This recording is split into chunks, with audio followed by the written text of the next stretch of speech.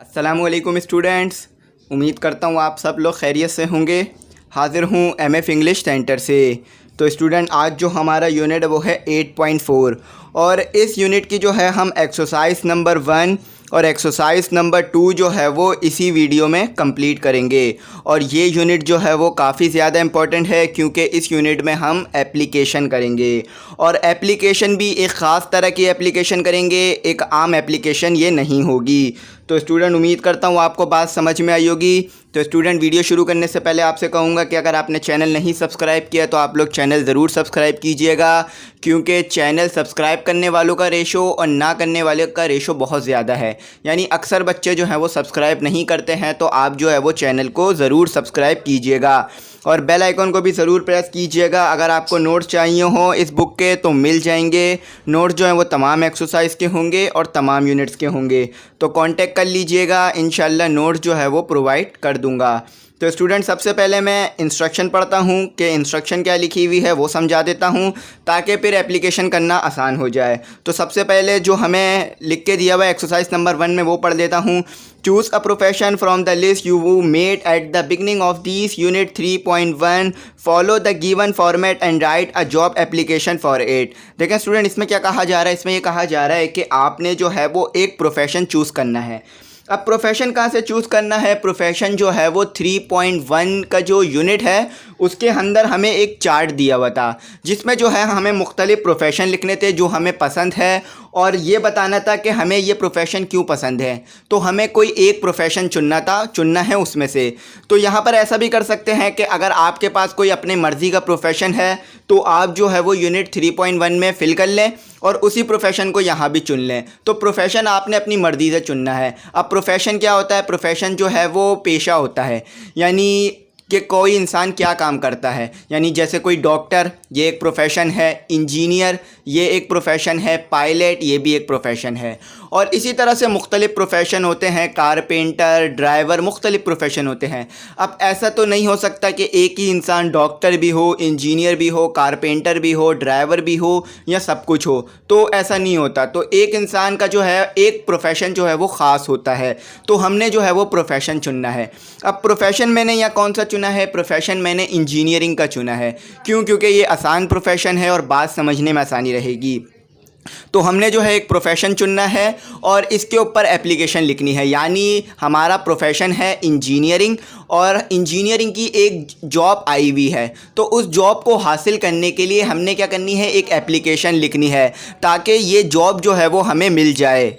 और स्टूडेंट, ये एप्लीकेशन लिखनी किस तरह से है? तो नीचे हमें पूरा फॉर्मेट दिया हुआ है एप्लीकेशन लिखने का, तो वो फॉर्मेट मैं आपको पढ़ देता हूँ और बात आपको बहुत अच्छी तरीके से समझ में आ जाएगी। तो सिंपली क्या करना है कि आपने किसी जॉब को हासिल करना है, यानी एक इंजीनियरिंग की जॉब है उसे हासिल करना है और उसके लिए एप्लीकेशन लिखनी है। किसको? जो उस कंपनी का मैनेजर है या जो उस कंपनी का ओनर है उसको एप्लीकेशन लिखनी है। तो चलें आ जाए देख लेते हैं कि एप्लीकेशन किस तरह लिखी जाएगी, क्योंकि अपने पास से नहीं लिखना है, फॉर्मेट दिया हुआ है, फॉर्मेट को फॉलो करना है। अगर फॉर्मेट को फॉलो नहीं करेंगे और एप्लीकेशन सही होगी फिर भी नंबर नहीं मिलेंगे। तो फॉर्मेट को ध्यान से देखिएगा ताकि बात अच्छी तरह समझ में आए। तो यहाँ लिखा हुआ है कि how to write a job application, यानी किस तरह लिखी जाती है जॉब एप्लीकेशन, नीचे आपको बताया हुआ है। Begin your application with the person's name and organisation. तो आप जो है अपनी एप्लीकेशन किस तरह शुरू करेंगे? आप अपनी एप्लीकेशन को इस तरह शुरू करेंगे कि जिसको आप एप्लीकेशन लिख रहे हैं, यानी जिस इंसान को आप एप्लीकेशन लिख रहे हैं उसका नाम लिखेंगे और जिस इदारे का वो सरबराह है या जिस इदारे में वो काम करता है उस इदारे का नाम लिखेंगे, जो कि आपको नीचे भी दिया हुआ है। बात अच्छी तरह समझ में आएगी। अब आपने क्या करना है? Use formal language, brief informative sentences and short paragraphs. तो आपने जो है वो फॉर्मल लैंग्वेज इस्तेमाल करनी है। अब फॉर्मल लैंग्वेज कोई अलग से लैंग्वेज नहीं है, आपने ऐसी लैंग्वेज इस्तेमाल करनी है जो कि पढ़ने में, सुनने में अच्छी लगे। ऐसे नहीं जैसे कि मैं एप्लीकेशन लिख रहा हूँ, मुझे जॉब चाहिए, मैं जो हूँ वो मेरे पास जॉब नहीं है, इस तरह नहीं लिखना है, बल्कि बना कर लिखना है कि इस तरह लिखें कि मैं जो हूँ वो अर्ज़ करता हूँ कि मैं जो हूँ वो बेरोज़गार हूँ और मेरे पास जॉब नहीं है तो मुझे जॉब की रिक्वायरमेंट है। तो इस तरह से अच्छी तरीके से बना कर लिखनी है एप्लीकेशन, तो इसी को कहते हैं फॉर्मल लैंग्वेज। अब ब्रीफ इंफॉर्मेटिव सेंटेंसेस से क्या मुराद है? देखें, ब्रीफ इंफॉर्मेटिव सेंटेंसेस इस चीज़ को कहते हैं कि छोटे छोटे जुमले लिखे जाएं, यानी छोटे छोटे बड़े बड़े ज़्यादा जुमले ना हो। ब्रीफ का मतलब होता है मुख्तसर, तो छोटे छोटे जुमले लिखे जाएं जिसमें बात अच्छी तरह समझ में आए, और पैराग्राफ भी शॉर्ट लिखना है। अब अक्सर बच्चे पूछते हैं कि सर पैराग्राफ क्यों शॉर्ट लिखा जाता है एप्लीकेशन में? देखें, जो पढ़ने वाला होता है उसके पास इतना टाइम नहीं है कि वो 2-2 3-3 पेज की हमारी एप्लीकेशंस पढ़ेगा। वो जो है एक बड़े ओहदे पे बैठा हुआ, उसका डेजिग्नेशन यानी उसका ओहदा बहुत बड़ा है, तो हमने मुख्तसर बात करनी होती है ताकि उसका टाइम जो है वो ज़ाया ना हो पढ़ने वाले का। क्योंकि हम तो फारिग हैं, हम लिख रहे हैं, हमारे को तो जॉब चाहिए, यानी हम तो अभी जॉबलेस हैं। लेकिन जो पढ़ने वाला है वो बहुत बड़े ओहदे पे बैठा हुआ है, हमारे साथ बहुत सारी एप्लीकेशंस वो पढ़ रहा होगा, यानी हमारी एप्लीकेशंस होगी और भी बहुत सारी एप्लीकेशंस होंगी। तो इसीलिए छोटी एप्लीकेशन लिखेंगे, मेन बातें लिखेंगे तो उसके ऊपर जो है वो असर करेगी और वो जो है आपको जॉब दे सकता है। अब देखें आगे क्या लिखा हुआ है, check your spelling, grammar and punctuation carefully. तो इस चीज़ का भी ख्याल रखना है कि स्पेलिंग की मिस्टेक ना हो, ग्रामर की मिस्टेक ना हो, पंक्चुएशन की मिस्टेक ना हो। अब आप सोचें कि आप जो है वो एक टीचिंग की जॉब लेने जा रहे हैं किसी स्कूल में और वहाँ एप्लीकेशन लिख के देते हैं और आपकी स्पेलिंग खुद ही गलत है, यानी आप इंग्लिश के टीचर की जॉब लेने जा रहे हैं, ना आपकी स्पेलिंग सही है ना आपकी पंक्चुएशन सही है, तो वो कहाँ से आपको जॉब देंगे? वो तो आपकी एप्लीकेशन पढ़ते ही रिजेक्ट कर देंगे, बोलेंगे इन्होंने तो खुद गलतियाँ की हुई हैं।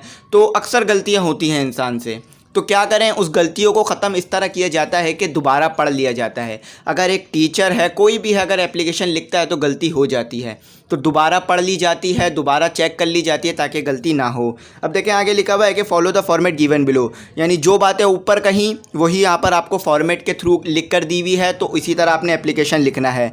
तो जल्दी जल्दी फॉर्मेट पढ़ के बताता हूँ, फिर एप्लीकेशन लिख के दिखाता हूँ। तो स्टूडेंट, सबसे पहले आपने क्या करना है, सबसे पहले डेट लिखनी है, यानी जिस डेट पर आप एप्लीकेशन लिख रहे हैं वो डेट आपने सबसे ऊपर लिखनी है। उसके बाद नेम ऑफ रेसिपेंट, यानी आप जिसको एप्लीकेशन लिख रहे हैं उसका आपने नाम लिखना है। डेजिग्नेशन, यानी वो किस ओहदे पर है, मैनेजर है, कंपनी का मालिक है, सीईओ है, चेयरमैन है, वो किस ओहदे पर है, ये आपने जो है वो लिखना है। उसके बाद नेम ऑफ़ इंस्टीट्यूशन, यानी जिस इदारे में, जिस कंपनी में आप जो है वो एप्लीकेशन भेज रहे हैं उस कंपनी का आपने नाम भी मेंशन करना है। जिस सिटी में कंपनी हैगी उस सिटी का नाम लिखना है। अगर कराची में है कराची का नाम लिखें, हैदराबाद, लाहौर कहीं भी है तो उधर ही का नाम लिखें। अपनी सिटी का नाम नहीं लिखना कि आप कहाँ रहते हैं, वहाँ उस सिटी का नाम लिखना है जिस सिटी में जो है वो कंपनी है। सब्जेक्ट लिखा हुआ है right the relevant subject of the application, तो एप्लीकेशन किस मुतालिक है ये भी आपने लिखना है ताकि पढ़ने वाले को समझ में आ जाए कि क्या बात होगी। अब देखें, डियर मैडम, सर, यानी एप्लीकेशन आप जिसको लिख रहे हैं वो मैडम भी हो सकती हैं, सर भी हो सकता है, तो वो आपको देखना है कि आप एप्लीकेशन किसको लिख रहे हैं। तो मैंने जो है वो सर मेंशन किया है। अब देखें यहाँ पर लिखा हुआ है कि फर्स्ट पैराग्राफ, यानी फर्स्ट पैराग्राफ किस तरह लिखना है, सेकंड पैराग्राफ किस तरह लिखना है और थर्ड पैराग्राफ किस तरह लिखना है, ये तीनों चीज़ें आपको बताई गई हैं। Mention how you come to know about the job position and why you want to apply for it. देखिए इसमें क्या कहा जा रहा है, इसमें कहा जा रहा है कि आपने ये बताना है कि आपको जॉब के बारे में किस तरह पता चला और आप जो है जॉब में क्यों अप्लाई करना चाहते हैं, यानी आपको किस तरह पता चला कि कंपनी में जॉब मौजूद है और कि एक जगह खाली है और आप जो है वो अप्लाई क्यों करना चाहते हैं, आपके क्या ड्रीम्स हैं, क्या गोल्स हैं, क्या वजह है, वो वजह पहले पैराग्राफ में बतानी है। तो स्टूडेंट दूसरे पैराग्राफ में क्या करना है, how are you, what have you done and why you think you are suitable for this position. देखिए इसमें कहा जा रहा है कि आप कौन है, यानी आपने अपने बारे में थोड़ा सा बताना है सेकंड पैराग्राफ में। उसके बाद आपने अपनी डिग्रीज़ के बारे में बताना है कि आपके पास कितनी एजुकेशन हासिल है, आप जो है इस जॉब के लिए सूटेबल है या नहीं है। यानी अब इसको इस तरह समझ लें कि इंजीनियरिंग की जॉब है और इंजीनियरिंग की डिग्री चाहिए, लेकिन आपके पास जो है वो कॉमर्स की डिग्री है, तो आप सूटेबल नहीं हुए इस जॉब के लिए। तो आपने अपनी डिग्रीज़ के बारे में बताना है, एजुकेशन के बारे में बताना है, ताकि पढ़ने वाले को पता चले कि ये बंदा सूटेबल है या नहीं है। तो ये बातें आपने मेंशन करनी है, अपनी एजुकेशंस के बारे में और अपने बारे में बताना है।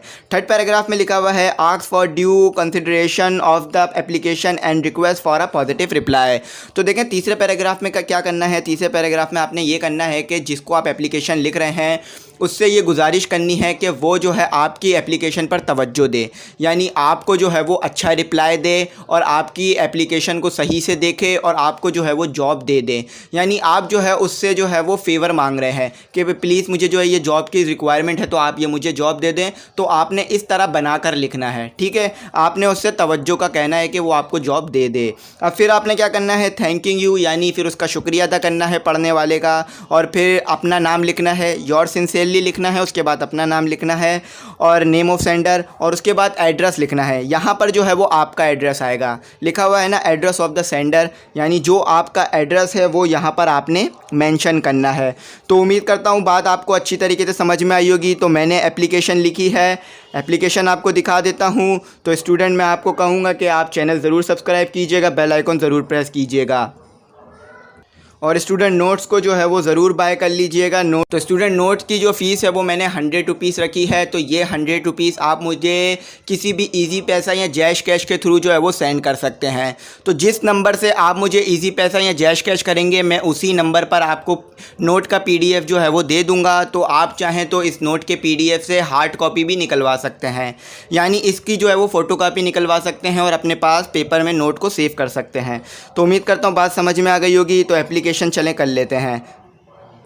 तो स्टूडेंट सबसे पहले मैंने ऊपर डेट मेंशन की है, डेट जो डाली है मैंने जून 20, 2021, और नाम जो लिखा है यानी जिसको मैं एप्लीकेशन सेंड कर रहा हूँ उसका जो नाम है वो है जुनेद ख़ान, और वो जो है वो मैनेजर हैं, और कंपनी का नाम है IE इंजीनियरिंग कंपनी, और कहाँ पर है, कराची में, और सब्जेक्ट क्या है, application for the assistant engineering post, यानी जो जॉब निकली हुई है वो असिस्टेंट इंजीनियर की निकली हुई है, और उस पोस्ट का जो है मैंने बताया कि मुझे ये पोस्ट जो है वो चाहिए, तो ये इसलिए एप्लीकेशन लिख रहा हूँ। तो लिखा हुआ है कि dear sir, I saw today's newspaper and I knew that there is an assistant engineering post in your institute. I want to join your institute as an assistant engineer. This job will give me lots of experience and I can move on in my life. तो देखें student, इसमें क्या कहा जा रहा है, इसमें ये कहा जा रहा है कि मैंने जो है वो आज का न्यूज़पेपर देखा और मुझे पता चला कि आपकी जो है वो कंपनी में असिस्टेंट इंजीनियरिंग की जो है वो पोस्ट खाली है और आपको जो है वो किसी की रिक्वायरमेंट है उस पोस्ट के लिए। तो इसमें फिर मैं आगे लिखता हूँ कि मुझे जो है ये जॉब चाहिए, यानी मैं ये जॉब करना चाहता हूँ और एक असिस्टेंट इंजीनियर बनना चाहता हूँ। अब इस जॉब से मुझे क्या फ़ायदा होगा, मैंने ये भी बताया कि इस जॉब से मुझे ये फ़ायदा होगा कि मुझे तो एक्सपीरियंस मिलेगा और मैं अपनी ज़िंदगी में जो है वो आगे बढ़ूँगा। यानी मैंने इंजीनियरिंग तो कर ली, अब इंजीनियरिंग कर ली है तो इसको मैं कहीं ना कहीं तो इस्तेमाल करूँगा, तो जॉब हासिल करूँगा और चीज़ें सीखूँगा और आगे बढ़ूँगा। तो यहाँ पर मैंने ये चीज़ मेंशन कर दी। अब आगे लिखा हुआ है कि I have completed my engineering at Engineering University of Karachi. I have 6 months in internship experience in assistant engineering post. I have full education which you required in this post and I am too benevolent for your institution and I will give my best for my job.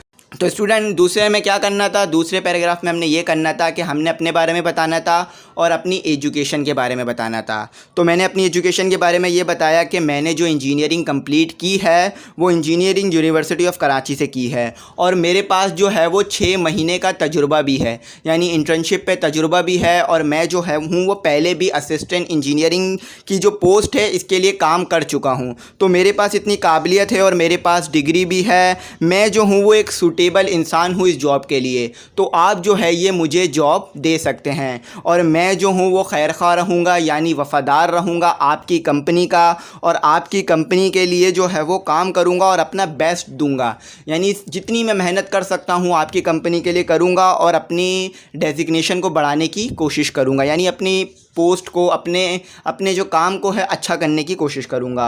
तो यहाँ पर मैंने अपने बारे में बता दिया। अब देखें आगे क्या लिखा हुआ है। आगे हमें कहा गया था 3rd पैराग्राफ में कि आपने जो है उनसे कंसिडरेशन, यानी जो है वो तवज्जो करने की जो है दरख्वास्त करनी है कि वो जो है आपकी एप्लीकेशन पे तवज्जो करें और आपको ये जॉब दें। तो देखें मैंने लिखा है कि please do me a favour and give me this job because first I am jobless and second I want to do something different in my life and this job is first step in my life. I will wait your pragmatic reply. तो student फिर मैंने इस paragraph में लिखा कि मैं जो हूँ वो आपसे एक एहसान चाहता हूँ, यानी आप जो है मुझ पर एक एहसान करें और मुझे जो है ये जॉब दें। क्योंकि मैं जो हूँ वो जॉबलेस हूँ, मेरे पास कोई जॉब नहीं है, कोई नौकरी नहीं है और ये जॉब मुझे अगर मिल जाएगी तो मैं अपनी ज़िंदगी में मुख्तलिफ़ चीज़ें सीखूँगा, यानी अच्छी अच्छी चीज़ें सीखूँगा, डिफरेंट चीज़ें सीखूँगा। और ये जॉब जो है वो मेरे लिए फ़र्स्ट स्टेप होगी, यानी ये मेरे लिए पहला कदम होगी मेरी कामयाबी की तरफ। और उसके बाद फिर जब ये जॉब मिल जाएगी तो मैं कामयाबी की तरफ तेज़ी में सफ़र तय कर सकूँगा। तो मैंने उनसे कहा कि मैं आपके पॉजिटिव रिप्लाई का इंतज़ार करूँगा। प्रैग्मेटिव का मतलब होता है पॉजिटिव रिप्लाई, यानी अच्छे रिप्लाई का, कि आप मुझे जो है वो हाँ में जवाब देंगे। तो उसके बाद फिर मैंने जो है वो आखिरी में जिस तरह हमें कहा गया था बिल्कुल वही चीज़ की कि thanking you your sincerely Faizur Rahman, मैंने अपना ही नाम मेंशन किया और जो है वो एड्रेस मेंशन किया 24 नाज़माबाद नंबर 1 ज़ीशान पार्क कराची। तो ये जो है मैंने अपना पता मेंशन कर दिया। तो स्टूडेंट उम्मीद करता हूँ आपको बात जो है वो समझ में आई होगी कि एप्लीकेशन जो है वो जॉब के लिए लिखी, और जॉब कौन सी थी? जॉब जो है वो असिस्टेंट इंजीनियरिंग की जॉब थी, यानी एक इंजीनियर होगा उसका असिस्टेंट बनने के लिए मैंने जो है वो दरख्वास्त दी। तो उम्मीद करता हूँ बात समझ में आ गई होगी। पहली एप्लीकेशन जो है वो थोड़ी मुश्किल थी, लेकिन मैंने जो है वो आपको लिखवाया और समझाने की पूरी कोशिश की।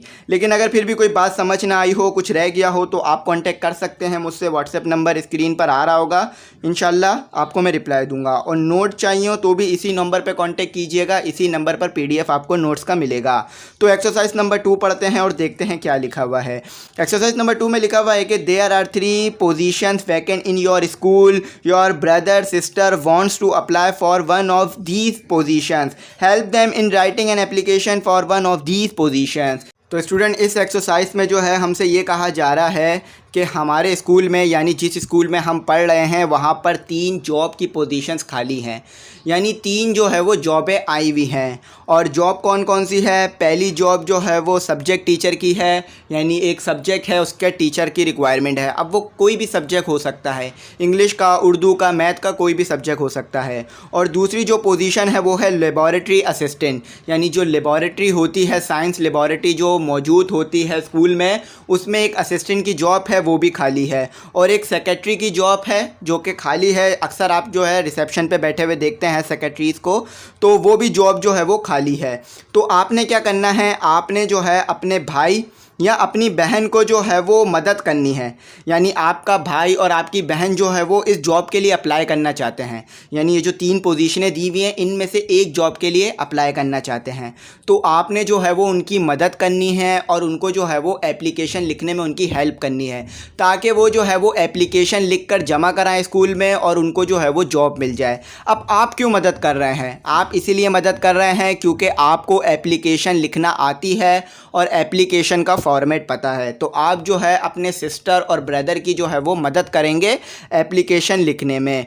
तो एप्लीकेशन जो है इन 3 में से एक पोस्ट के लिए लिखनी है। तो यहाँ पर थोड़ी और इंस्ट्रक्शन दी हुई है नीचे, ये भी पढ़ के बता देता हूँ। After you have written the application, exchange your application with your partner and give each other feedback, the position are as follow. तो देखें स्टूडेंट, इसमें क्या कहा जा रहा है? इसमें यह कहा जा रहा है कि जब आप एप्लीकेशन लिख लें, यानी इन 3 में से एक भी पोजीशन पर आप एप्लीकेशन लिख लें, तो आपने जो है अपनी एप्लीकेशन अपने पार्टनर के साथ शेयर करनी है और उसको देनी है। फिर वो जो है अपनी एप्लीकेशन आपको दे देगा। तो फिर आप उसकी एप्लीकेशन चेक कीजिएगा, अपने पार्टनर की, दोस्त की, और आपका पार्टनर और दोस्त जो है वो आपकी एप्लीकेशन चेक करेगा। तो जो गलतियां आपकी एप्लीकेशन में होगी वो आपको बता देगा, और जो उसकी एप्लीकेशन में गलती हो वो आप उसको बता देना। तो इन जो 3 पोजीशन है इसमें से एक पर जॉब लिखनी है। तो मैंने जो है वो किस पर लिखी है? मैंने जो है वो सब्जेक्ट टीचर पे लिखी है। और सब्जेक्ट कौन सा लिया है? सब्जेक्ट जो है वो मैंने इंग्लिश का लिया है। तो चलें मैं आपको जल्दी से एप्लीकेशन लिखकर दिखा देता हूँ ताकि आपको बात समझने में आसानी रहे।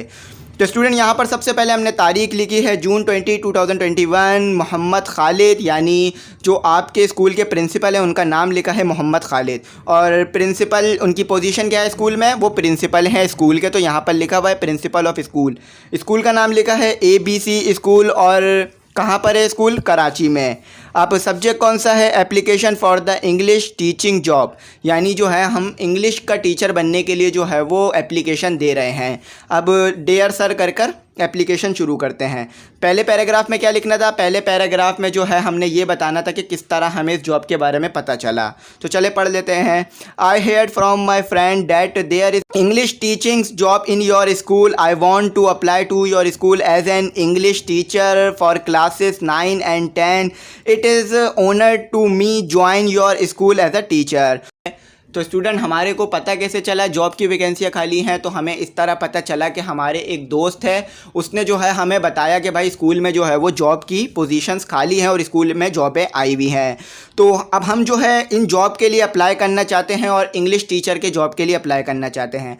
अब कौन सी क्लास के लिए अप्लाई करना चाहते हैं, यानी कौन सी क्लास को टीचिंग करना चाहते हैं? तो क्लास 9 और मैट्रिक की जो है वो हम टीचिंग करना चाहते हैं। यानी उनका जो है क्लास 9 और क्लास मैट्रिक का टीचर बनना चाहते हैं। क्यों? क्योंकि इनको पढ़ाना जो है इन क्लासों को पढ़ाना थोड़ा सा डिफ़िकल्ट भी होता है और एक्सपीरियंस का काम भी होता है। तो और साथ ही साथ हम ये लिखते हैं कि अगर ये जॉब हमें मिलेगी तो ये हमारे लिए बहुत ऑनर की बात होगी, यानी हमारे लिए काफ़ी फ़ख्र की बात होगी कि इतने बड़े स्कूल में जॉब मिल रही है। तो देखें अब आगे क्या लिखा हुआ है कि I have an English teaching experience in FB school. I have completed my engineering degree at engineering university of Karachi. I think this job will give me an opportunity and increase my knowledge and wisdom and I also learn how to handle the students. I am suitable for this job because I have already 5 month experience in FB school. तो student, दूसरे paragraph में हमने क्या बताना था? अपने बारे में बताना था और अपनी डिग्रीज़ के बारे में कि हमारे पास कितनी एजुकेशन है। तो इसमें क्या बताते हैं हम? इसमें बताते हैं कि मेरे पास जो है वो पहले ही FB स्कूल, यानी एक स्कूल है जिसका नाम मैंने रखा है FB स्कूल।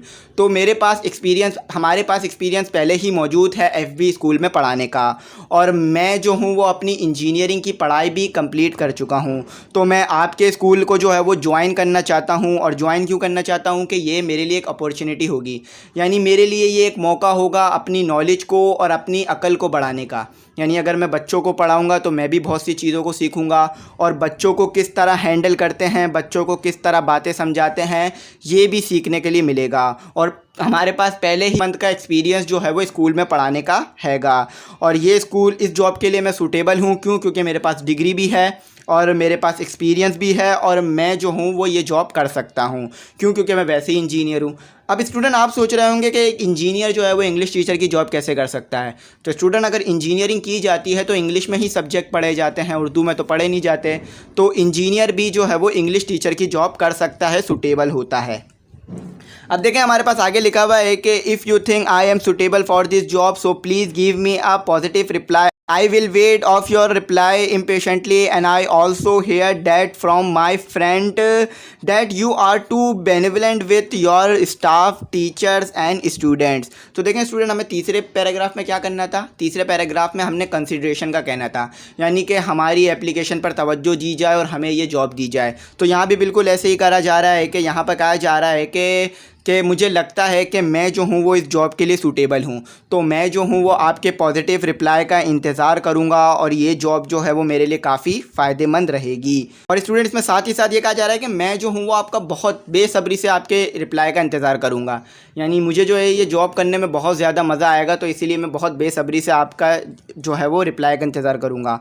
और साथ ही साथ इसमें यह कहा गया कि मैं पहले ये सुन चुका हूँ, यानी मुझे पता है कि आप जो हैं वो बहुत अच्छे हैं, बहुत फ्रेंडली हैं स्टाफ के साथ और स्टूडेंट्स के साथ और टीचरों के साथ, यानी जो टीचर्स होते हैं उनके साथ भी आप बहुत ज़्यादा फ्रेंडली हैं, सबको जो है वो लेकर चलते हैं, और एक जो है वो आप अच्छे प्रिंसिपल हैं। तो इसीलिए भी मैं चाहता हूं कि मैं ऐसे स्कूल में जॉब करूं जहां पर जो है वो प्रिंसिपल जो है वो फ्रेंडली हो स्टाफ के साथ और जो है वो स्टूडेंट्स के साथ, ताकि जॉब करने में और सीखने में मुझे आसानी रहे।